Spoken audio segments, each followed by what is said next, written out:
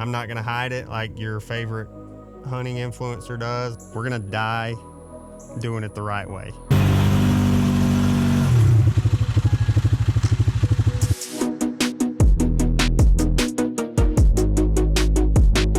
We're up on the rain big time this year, like 5 inches plus. And there's a lot of debate on how much difference that makes, whether it makes a difference at all. But I just don't see how it could hurt. I mean, the available nutrition should be higher because of all the forage being so lush and growing so well if it's raining extra, which leads to better options for deer to get quality nutrition because your best plants are producing more. They're replacing something at the bottom of their desirable eating list with something at the top. If those great producing plants like the pokeweed we looked at a couple weeks ago, if it's producing more. So I don't see how it could hurt. I haven't personally seen a major difference in heavy rainfall years versus lighter rainfall years, but it does make me excited every year when I hear people start to talk about it and I see we're having a heavy rainfall year, because I'm easily excited when it comes to our deer herd. It don't take much. I mean, you can dangle a little carrot out in front of me. And I'm like, for the record, I don't think that we are the only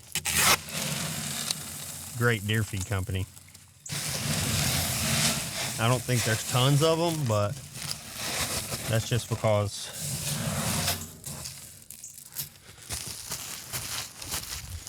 a lot of the time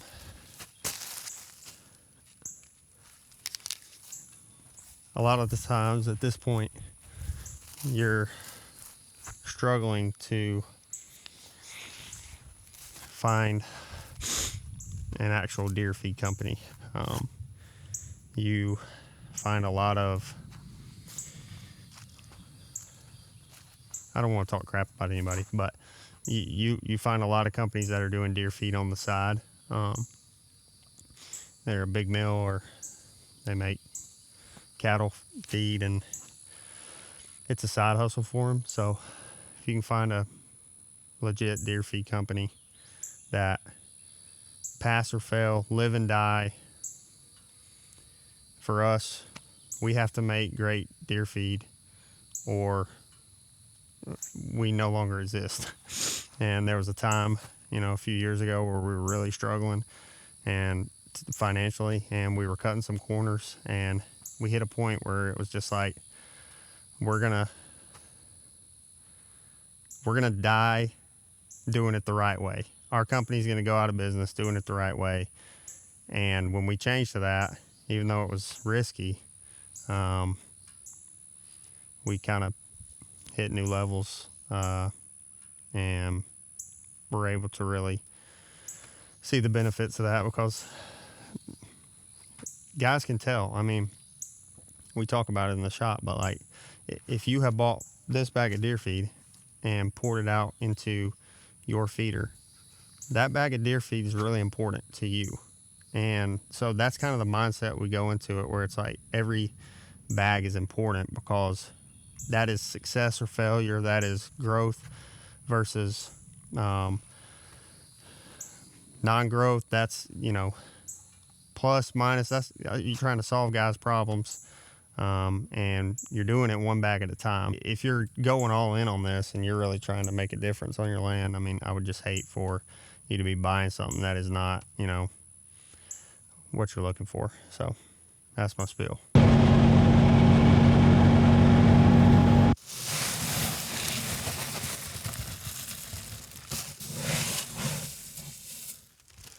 Got some of our feed today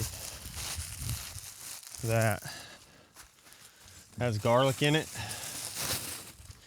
I know y'all can't smell through the screen, but man, look at that stuff. Beautiful. I know there's a couple. Well, I know for a fact there's a company selling. It's more of an attractant, but I think Buck Bourbon has garlic and maybe cinnamon or something in it. You can find it at most Walmarts. Just trying to keep the bugs off, especially the bot flies, away from their nose. Idea is that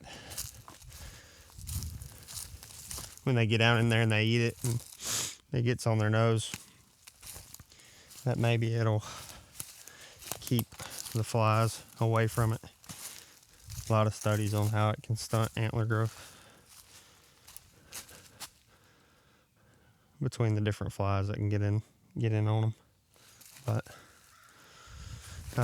like I said, that's more of a attractant. So maybe you use it as a topper or something. Like, we don't sell that retail at this point. Maybe one day we will. Oh no! Dang black razor, he's too fast.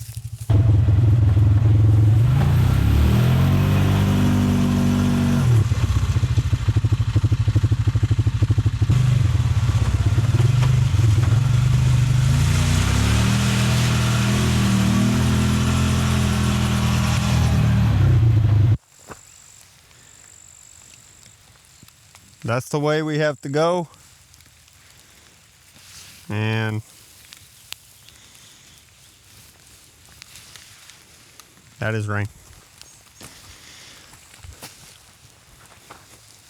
Currently sunny where I am,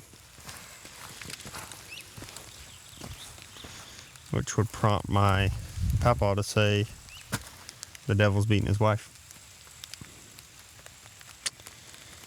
Do we have the same grandpa? So this guy is definitely on our property. I think we looked maybe a couple weeks ago, but you can see where the clear cut stops and the big pines start back here. That's where our property ends and it goes into a different property. This guy's decided to park his equipment here. So obviously we have to see if the key's in it, just in case. We might need to use it, right? Yep. You would do the same thing? Oh, perfect. I mean, this thing has got some stories to tell. I mean, we could do some damage with that. We got to film some experiments next week. Wow, this thing is ancient. The key is for sure in it. Look at that. I'm just kidding about using it, but got the old skull shifter. Fire it up, throw it in gear. I could drive it, but they probably wouldn't like that too much. I just left it here though. Not smart. I mean, at least take the key, you know what I'm saying?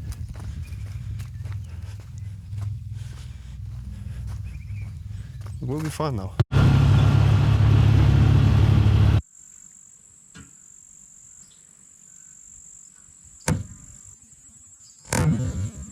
You like that?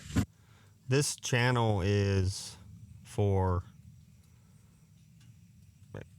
guys like me, guys like you and me probably. You can for sure go and search for a different channel and they will be hunting and killing bigger bucks. Mainly because of the area we're in. And that's probably why there's a bunch of Midwest or northern shows, brands, whatever you want to call them, that have a huge following. But I do feel like there's got to be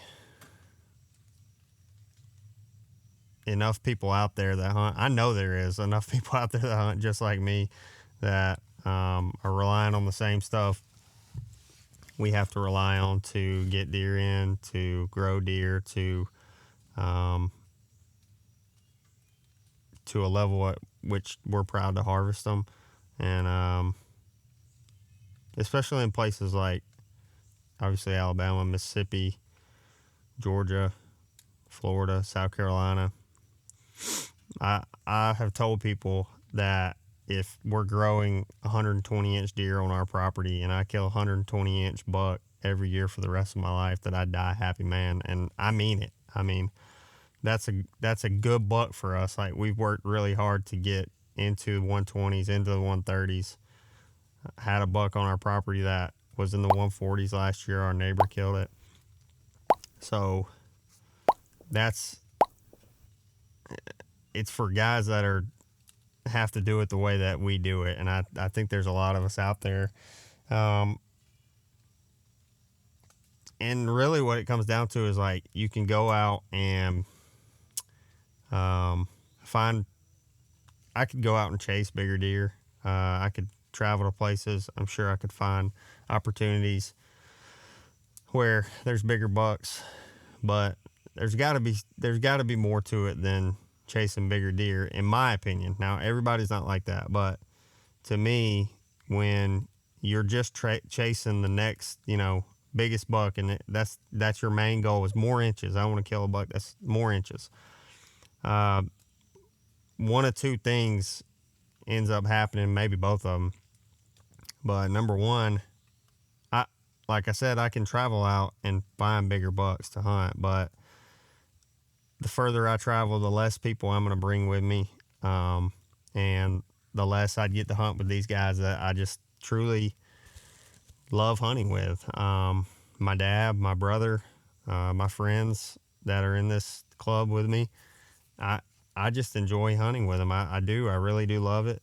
And we have so many memories that are of each other. I can tell you the memories, like the times that they killed bucks, what the weather was like, wind direction, why he went to this stand, how long we knew the buck, and it becomes such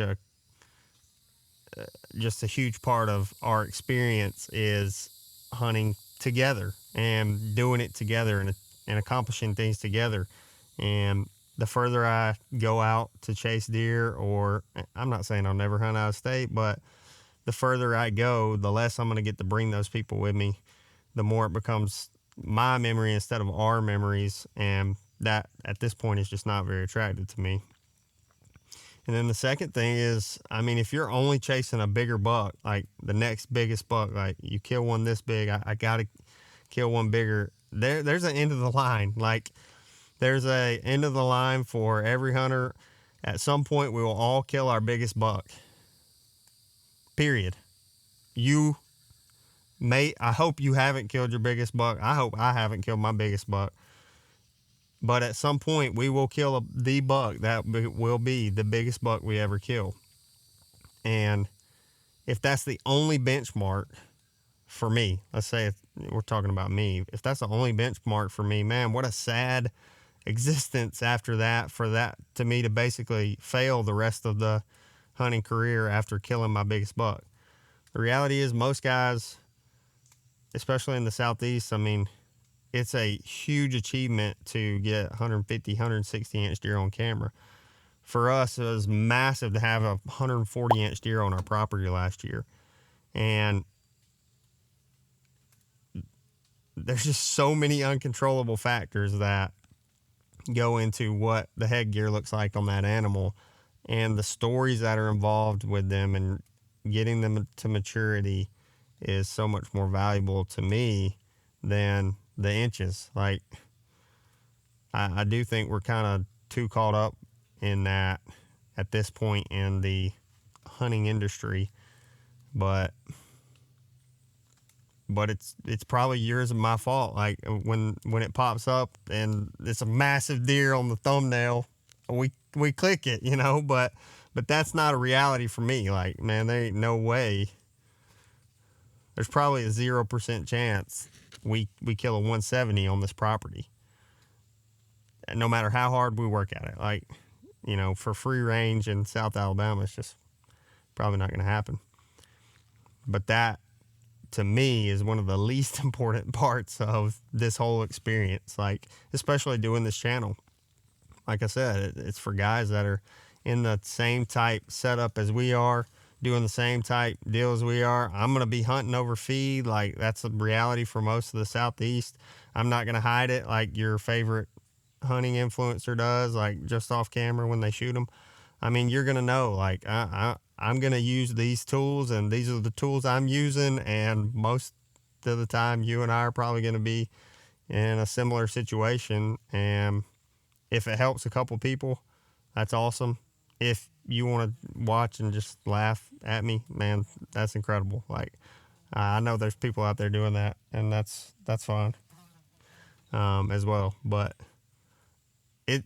we're having fun, and it's going to be a blast to document this journey and just sort of where we're at and our mindset on the everything that's going on. So happy to have you. I don't think I covered the whole screen. Boy, this right here, that's a killer right there. So it cracked. I don't know if you've ever had one of these older Polarises. It cracked right here. We welded it.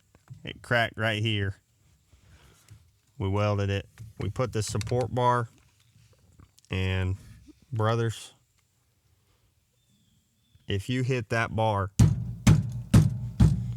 coming full speed into this side by side, you're lucky to be alive after it. I mean, it's there. All right, that's enough of that. I think it's gonna rain in. I have my rain jacket this week. Sorry the mic messed up last week. We've got some things we're gonna try to maybe be able to run it during the rain.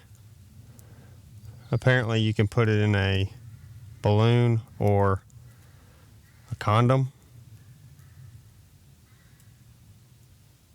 and it'll still work,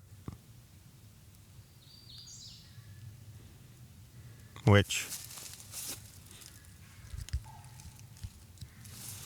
is about right.